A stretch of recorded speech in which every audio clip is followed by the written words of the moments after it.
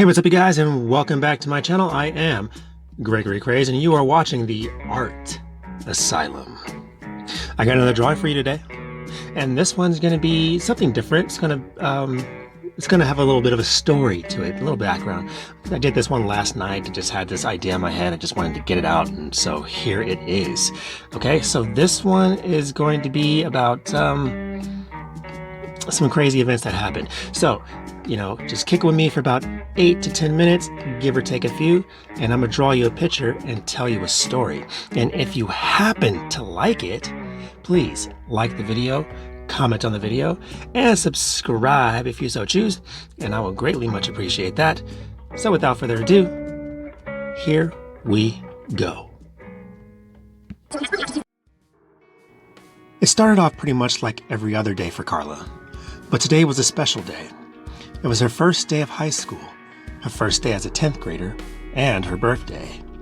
So many firsts, she could win a gold medal if there was one for such events, she thought to herself, but no such luck. So she took her shower and got dressed in her new school uniform. Her high school just switched over to a new dress code, and the school decided class uniforms would be a good way to keep them all focused on school and less on what the other kids were wearing.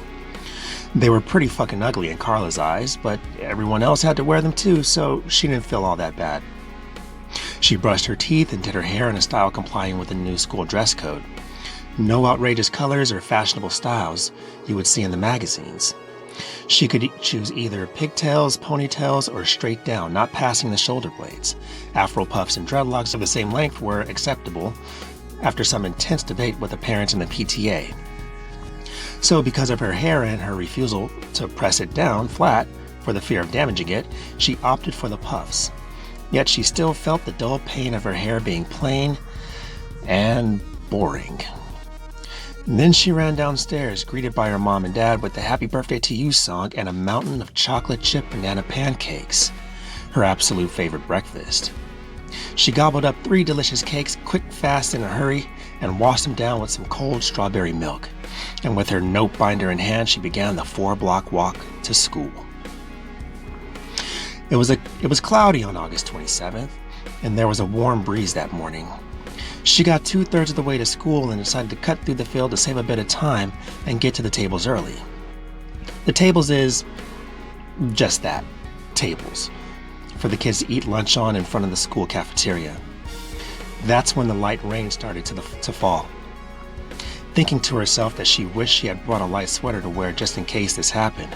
She would hate for the shitty rain to make her feel all sticky during class. And right in the middle of her thought, there was a thunderclap, and then a pop, and then blackness. Before she knew it, she was picking herself up off the wet grass, 13 feet away from where she was standing, and in that spot was a fine trail of smoke rising in the air. She wondered to herself, what the fuck happened? Thinking she had only been out for 30 seconds, she looked at her phone. It was fried. Shit, she said to herself in a soft voice. That's fucking great. So she picked up her binder, wiped the bits of grass off of her school uniform, and continued to school and her first class, which was just ending by the time she got there, as explained to her by the sound of the bell. 1 hour, she thought to herself. She had been unconscious for 1 hour. But how? She racked her brain for answers. Then she heard her name. Karla, where were you? She looked to her left to see her friends Barbara and Lisa, walking toward her at a quick pace. Girl, where were you? We were waiting at the tables for you, but you never showed up. Oh, Karla said. Yeah, girl, I was late waking up, so I just skipped this period. She didn't dare tell them what happened. She didn't know how it would sound. She herself didn't even know what happened, so she just kept quiet about it until she figured it out. Well, the day progressed and she went to her classes as scheduled, still searching her mind for some clue as to what happened earlier that morning. The bell rang and it was the sound of the first lunch period. The majority of her friends had the second lunch period, so this meant after she left the cafeteria lunch line that she would be eating alone under the tree that the 3 of them used to eat under during their freshman year. She had just taken a bite out of her patty melt when the most excruciating pain hit her deep in the pit of her stomach. It couldn't have been her period since she just finished last week. Boom! It hit her again, much more painful this time. So she grabbed her binder and ran uncomfortably to the bathroom. Each step felt like a bomb going off in her gut. Boom, boom, boom, boom, boom. She busted through the door and headed straight for the stall. Just as she closed the door and latched it shut, splat! She felt a slow, warm stream travel down her leg and soak her thigh-high stockings. She looked down to see a thick trail of mucus falling from her unmentionables. Boom, boom, boom! Another set of bombs waged war in her gut in rapid succession. Then she felt the slithery motion roll around in her lower abdomen. It slid out of her, underneath her skirt. Frantic and racked with pain and confusion, she presses her palms against the middle of her skirt and pulls her hand back to see the thick, warm mucus has soaked through her uniform skirt and coated her palm. Boom! Like a reflex, she pushes back against her skirt as if trying to push the pain back in. That's when she feels it push back, harder, each time until it pushes her hands free. She takes a deep breath, and it stops squirming. Karla, being the brave girl that she is and unable to keep curiosity at bay, grabs her skirt and lifted it up in one swift motion to reveal the cause of her internal combustion.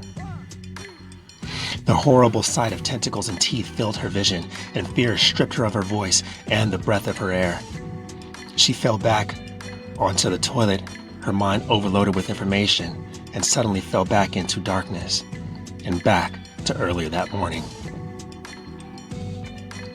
Flashes of light, muscle-seizing pain, and the warm, wet, gray sky. Everything became clear as day as she watched the events of what happened to her in reverse.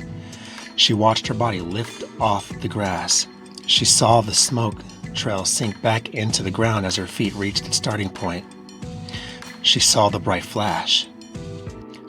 She saw the red lightning receding out of her stomach and back into the unidentified flying object flying over her head.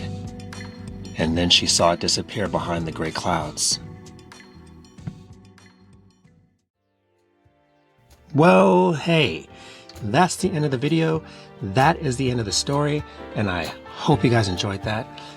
Drop a comment. Tell me what you thought about it. Did you like it? Did you not like it? I'm going to continue doing it. It's only going to get better. Hopefully it gets better. Hopefully my cadence on the microphone becomes something that's, you guys all enjoy. And well, if you did happen to like the video, please do me a favor, like the video down below with that thumbs up. And again, comment your thoughts below and subscribe if you so choose, and catch me again for the next one. All right.